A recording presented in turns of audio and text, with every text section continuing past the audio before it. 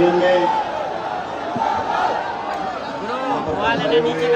जिला कांग्रेस कमेटी के अध्यक्ष और विधायक घनश्याम मेहर साहब, हमारे पूर्व मंत्री और वर्तमान के सांसद मधुलाल जाटव साहब, हमारे पूर्व मंत्री रमेश मीणा साहब, विधायक भाखर मीणा जी, संजय जाटव साहब, विधायक ओम प्रकाश हुड्डा जी, अमर सिंह जाटव जी, देव सोलंकी साहब, पूर्व सांसद मूलचंद जी, मीता जी, इमराज जी, मामू साहब, हमारे मंच पर तमाम जो अतिथिगण आए हैं और इस कार्यक्रम में मौजूद हमारी माताएं, बहनें, नौजवान दोस्त, बुजुर्ग, बच्चे, आप सबका मैं बहुत बहुत सबसे पहले धन्यवाद करना चाहता हूं। और आप सबके सामने आज 10 जून को, क्योंकि आज पूर्व संध्या है, 11 जून सन 2000 में वालिद साहब हमसे छिन गए थे, बिछड़ गए थे, तो उस उपलक्ष्य में आज इस मूर्ति का अनावरण हुआ। आप सबके साथ करने का मौका मिला। मैं आयोजक करताओं को, सभी लोगों को बहुत बहुत मन से धन्यवाद देना चाहता हूं कि आपने इस कार्यक्रम को आयोजित किया, इतने सारे मेहमानों को बुलाया, मुझे भी बुलाया। और हकीकत यह है कि कई सालों से इस कार्यक्रम को होना था, कई बार समय आगे पीछे हुआ, तारीखों का ऊपर नीचे हुआ, और मुझे लगा कि सबका मन था कि कल पुण्यतिथि हम लोग दौसा में मनाते हैं उस्ताद पायलट साहब की, तो उससे एक दिन पहले उनकी मूर्ति यहाँ पर लगेगी। यहाँ के सभी लोगों का, 36 कौम के लोगों का मन था, तो हमने तारीख तय कर दी थी 10 जून की। जैसा कि आप जानते हो, कल मध्य प्रदेश में राज्यसभा का चुनाव था और हमारी कांग्रेस के प्रत्याशी का गैर कानूनी तरीके से उसका नामांकन रद्द कर दिया, मीनाक्षी नटराजन जी का। और नामांकन रद्द करने के बाद हम तमाम कांग्रेस पार्टी के नेता निर्वाचन आयोग गए। वहां पर हमने कहा, हमारी बात सुनो, आपने गैर कानूनी तरीके से हमारे प्रत्याशी का नामांकन रद्द किया। तो जैसा अक्सर सरकार में होता है, दरवाजे बंद, ताले बंद, कोई सुनवाई नहीं। चलते चुनाव में अगर हमें किसी को आवेदन देना है तो हम निर्वाचन आयोग जाएंगे, वहां लोहे के दरवाजे और उसमें ताला। बहुत देर तक हम धरने पे बैठे और बहुत मशक्कत करने के बाद धन्य हो निर्वाचन आयोग कि हमारा ज्ञापन लेना स्वीकार कर दिया। हम अपना ज्ञापन देकर आए और उस समय तय हुआ था कि आज वहां पर दोबारा सब नेताओं को बुलाया था, मुझे भी जाना था, लेकिन मैं जानता था कि आप सब लोगों ने तैयारी करी हुई है, सब लोगों को इत्तला करी थी। और इस मूर्ति को कई बार हम लोग बनाने का कार्यक्रम हमने सोचा था, लेकिन संपन्न नहीं हो पाया था। तो आज तमाम चीजों के बावजूद मैं यहाँ पे आ सका और आपने इन सब लोगों का बहुत स्वागत किया। पूरे रास्ते भर इंदौर जिले के यहाँ तक सभी हम सब लोग साथ आए, आप सबने अभिनंदन किया, स्वागत किया। और कई घंटों से भीषण गर्मी में, मुझे लगता है कि ये साल और महीने का वो सबसे गर्म दिन होगा, लेकिन बावजूद उसके आप सब लोग यहाँ पर बैठे हो, इस कार्यक्रम में शामिल हो रहे हो। मैं आप लोगों को बहुत बहुत धन्यवाद देना चाहता हूँ। साथियों, आपने उससे पहले सभी का भाषण सुना और सबने अपनी अपनी बात रखी। स्वर्गीय पायलट साहब के जीवन के बारे में 2-4 बातें बोलूंगा, और लंबा भाषण में देना नहीं चाहता क्योंकि बहुत देर से आप लोग बैठे हो। लेकिन पहली बात तो, जिस संगठन में मैं काम करता हूं, जिस विचारधारा से स्वर्गीय पायलट साहब बने हुए थे, जिस इंदिरा गांधी से प्रेरणा लेकर उन्होंने कांग्रेस पार्टी में नौकरी छोड़कर 3 और 4 साल के बच्चों को नौकरी इस्तीफा देकर हवाई जहाज की लड़ाकू विमान चलाते थे, वो छोड़कर इंदिरा जी से प्रेरित होकर जिस विचारधारा से वो संबंधित हुए, अपने जीवन के आखिरी सांस तक उस कमांडर के जाबाज सिपाही रहे।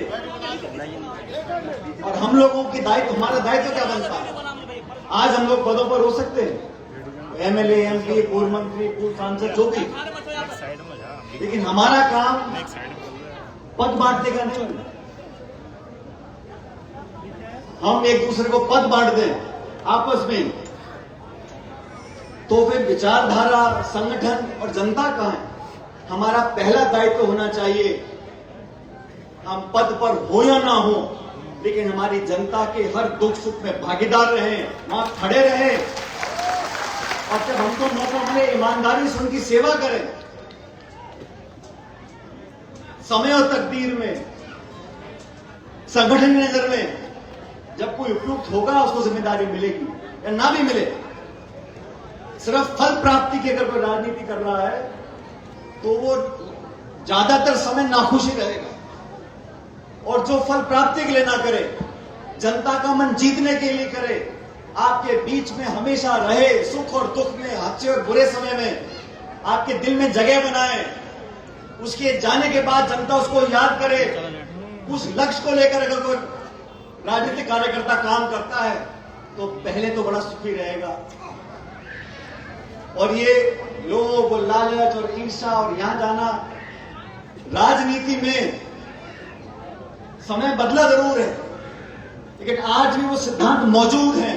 आज भी जनता उन लोगों को पसंद करती है जो सच्चाई का साथ देते हैं, जो मेहनत से काम करते हैं। और हम नेता ही भविष्यवाणियां करने लग जाएंगे तो जनता को कौन पूछेगा? ये एडवांस बुकिंग वाला मामला जो है,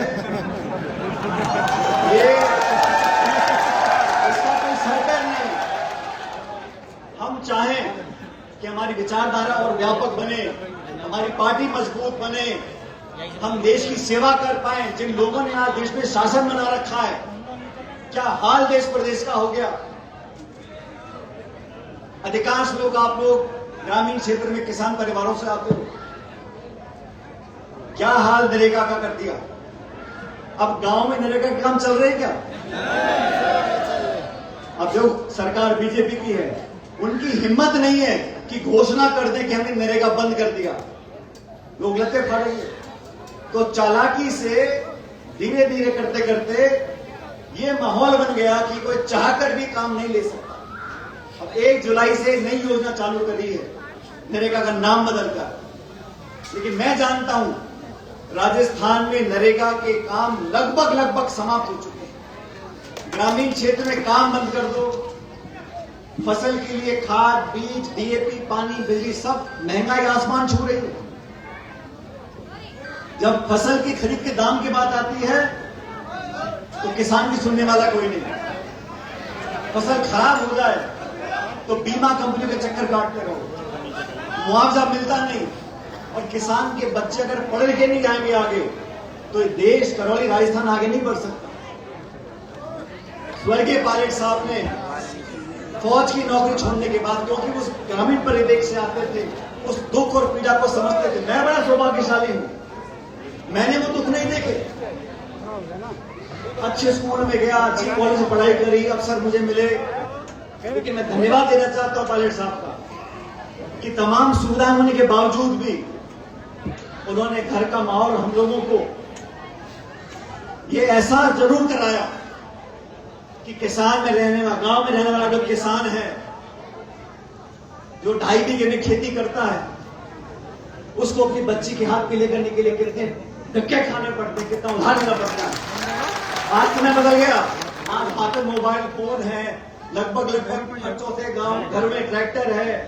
लेकिन जो उन्नति शहरों में हो रही है वो गांव में नहीं हो रही। जो अमीर गरीब की खाई है वो बहुत बढ़ गई है। गांव शहर में जो दूरियां हैं वो बढ़ रही है। और देश में जिन लोगों का शासन आज है 11-12 सालों से, क्या भाषण दिए थे आप लोग, हाँ या ना बताना। ये कहा था कि किसान की आमदनी दुगनी होगी, कहा था कि नहीं कहा था?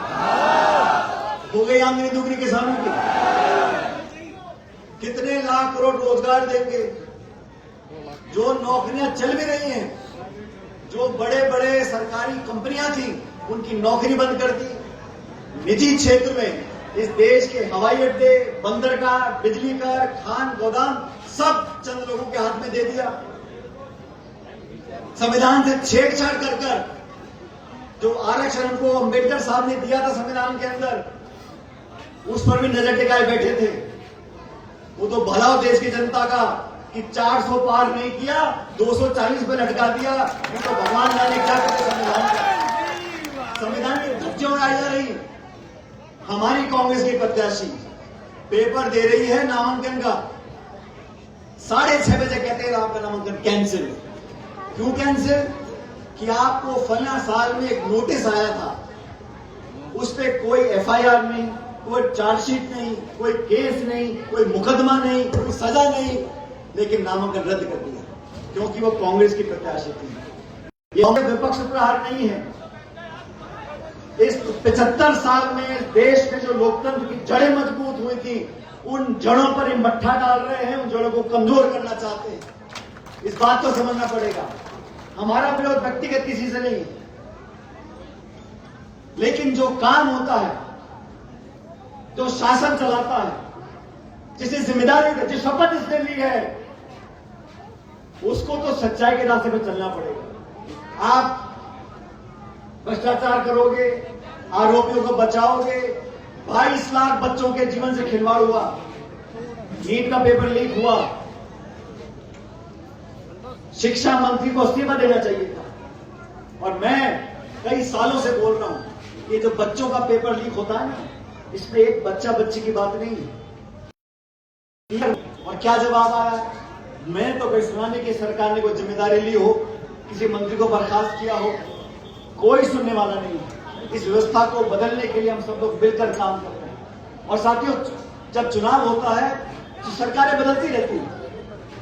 पहले भी कांग्रेस पार्टी जीती और हारी, मैं सरकार में भी रहा हूं, विपक्ष में भी रहा हूं। फिर आज जो माहौल बन गया, चाहे निर्वाचन आयोग हो, चाहे न्यायपालिका हो, चाहे प्रशासन हो, चाहे पुलिस हो, चाहे मीडिया हो, सब जगह ऐसा वायुमंडल बना दिया कि एक तरफा शासन करने का। परिसीमन करेंगे, मनमर्जी से करेंगे।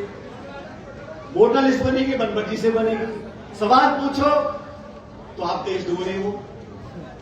नौकरी क्यों नहीं लगी? राजस्थान में रोज लूटपाट हो रही है, अत्याचार हो रहा है, गोलियां चल रही हैं, अधिकारी मोटा पैसा ले रहे हैं, मंत्री आंख मूंद रहे हैं। आप सवाल पूछो तो जवाब आएगा हिंदू मुसलमान, मंदिर मस्जिद, हिंदू मुसलमान कर करके। मर्यादा पुरुषोत्तम भगवान राम का नाम लेकर कितनी बार इस कार्ड की हानि पे चला होगा। ये लोग, इनसे सावधान रहना पड़ेगा। मैं फिर कह रहा हूं, संयम जरूरी है, संतोष जरूरी है, सम्मान देना जरूरी है। दुनिया भर के लोगों का क्या व्यवहार होगा नहीं होगा हमारे हाथ में नहीं है। हमारी मां बहनें बैठी हैं, जो संस्कार बच्चे को दोगे वो आप पे निर्भर करता है। दुनिया क्या कहती बोलती है, लेकिन हम अपनी अगली पीढ़ी को शिक्षा के साथ साथ संस्कार देंगे, तभी ये देश सही रास्ते पर चलेगा। माफ करना, मैं देखता हूं आजकल नौजवानों के अंदर जो सोच पैदा हो गई है, कोई सुनने को तैयार नहीं है। सबके पास 2-2 मोबाइल फोन जेबों में, और हर चीज की अतिशोक्ति जीवन में और राजनीति में। अनुशासन, संयम, धैर्य, और पहली प्राथमिकता देश के प्रदेश की जनता, दूसरी प्राथमिकता हमारी विचारधारा, हमारी पार्टी। और मेहनत कर काम करता है तो कोई मेहनत खराब नहीं जाती किसी की। और मैं हमेशा से बोलता हूं, जो लोग राजनीतिक क्षेत्र में काम करते हैं, जिनके साथ हमने काम किया, मैं प्रत्येक व्यक्ति का दिल से मान और सम्मान करता हूं। हमारे विचारों में अगर मतभेद हो भी सकते हैं, लेकिन मन से कोई मतभेद नहीं है। और सच पूछो तो अगर आप किसी की आंख में आंख डालकर देखोगे, आपको पता पड़ जाएगा कि वो सच बोल रहा है, झूठ बोल रहा है। और मैं हमेशा बोलता आया हूं कि जो राहुल गांधी जी बोलते हैं, मोहब्बत की दुकान खोलनी है, और उसने बहुत सारे प्रभावशाली लोगों को अपने कब्जे में कर रखा था, लेकिन उसकी गतिविधियां जो थी वो राष्ट्र के हित में नहीं थी। तो उस व्यक्ति पर हाथ डालने में बहुत लोग कतराते थे। वालिद साहब को मौका मिला गृह मंत्रालय में काम करने का, और जब सबूत और तथ्य सामने आए तो बिना डरे उन्होंने परवाह नहीं करी कि मेरा आगे क्या होगा। सुना? कोई परवाह नहीं, क्या होगा नहीं होगा, लेकिन सच्चाई और देश ये सबसे पहले। उन्होंने उसके गिरफ्तारी के ऑर्डर करे, और जो अपने आप को इतना प्रभावशाली बड़े बड़े लोग देश विदेश के ढोल देते थे, उसको लगा के हथकड़ी अंदर कर दिया। उसके बाद बहुत से लोग वालिद साहब से असहमत हुए, बहुत कुछ कहा, लेकिन उन्होंने कभी भी सच्चाई का रास्ता नहीं छोड़ा, अपने कदम पीछे नहीं करे। तो आज ये मूर्ति यहां जो लगी है, ये उस बात का प्रतिबिंब है। जय जवान और जय किसान, और सबको साथ चलने की बात जो मन से बहुत लोगों ने बोली, रमेश जी ने बोली, लाखन जी ने बोली, मैं बताना चाहता हूं, किसी भी मुद्दे का समाधान तब होगा जब चर्चा होगी। और मैं चाहता हूं जो इस देश में किसानी कर रहा है, जो अनाज पैदा करता है और अनाज मंडी में चला जाता है, तो बता नहीं पाओगे उस किसान को, किसको, उस अनाज को किसने पैदा किया है। यादव ने किया है, जाट ने किया है, मीणा ने किया है, गुजर ने किया है। किसान एक कौम है, और जो लोग आपस में बंटवाने का काम करते हैं, उनको समझना चाहिए कि संसाधन सबके हैं। बिजली हो या बांध का पानी, आपके पास है। पुलिस है, फौज है, प्रशासन है, मंत्री है, सांसद है, सब लोग हैं। और हम सब लोग जो चाहते हैं कि हर समस्या का समाधान प्यार और मोहब्बत से निकले, बातचीत से निकले। जो कुछ हम सबसे बन पड़ेगा हम करने को तैयार हैं, लेकिन देश और प्रदेश का जात और धर्म के नाम पर जो राजनीतिक लाभ उठाना चाहते हैं, वो हम कभी नहीं होने देंगे। मैंने बहुत चालें देखी हैं, मुझे भी 25 साल हो गए, मैंने बहुत लोगों को चाल खेलते हुए देखा है, लेकिन अंत में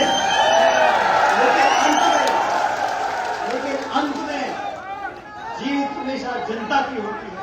और जो जनता की बात करेगा, अरे कौन किस गोत्र में है, कौन किस जाति में है, कौन किस धर्म में है, हम सब इस देश के नागरिक हैं। अगर मेरे पड़ोस में आग लग रही है तो मैं सो नहीं सकता। अगर मेरा पड़ोसी भूखा मर रहा है तो मैं अपने बच्चों को घेने नहीं खरीद सकता। ये देश के संस्कार हैं। बेहतर तो ये है, सबको बुलाओ, बैठ के बात करो, रास्ता निकालो, ताकि 5 में बांध का पानी सब लोगों को मिल जाए। आज का नहीं है, ये लंबा मुद्दा चल रहा है, बहुत पहले से निराकरण हो जाना चाहिए था। सबको बुलाकर बात कर संतुष्ट कर किस बात का रास्ता नहीं निकल सकता, मुझे बताओ। ऐसी कौन सी समस्या है जिसका समाधान नहीं है? लेकिन समाधान चाहते हो या समस्या को उड़ाना चाहते हो, सोचना पड़ेगा। सरकार को मैं कहना चाहता हूं कि सकारात्मक रवैया अपनाएं, सबको बुलाकर बात करें, लोगों को संतुष्ट कर रास्ता निकाले। सब चाहते हैं, कोई नहीं चाहता कि मेरे पड़ोस वाले जो किसान हैं उनका जो खेत है वो सूखा रह जाए, कोई नहीं चाहता। लेकिन बुलाकर बात करनी चाहिए। और जहां तक समाजों की बात है, लाखन जी ने कहा सिर्फ 2 समाज की बात नहीं है, ये तो है, ये तो हमारी बाई दाई आंख है जिस समाज की आप बात कर रहे हो। लेकिन जो भी समाज है, छोटा है बड़ा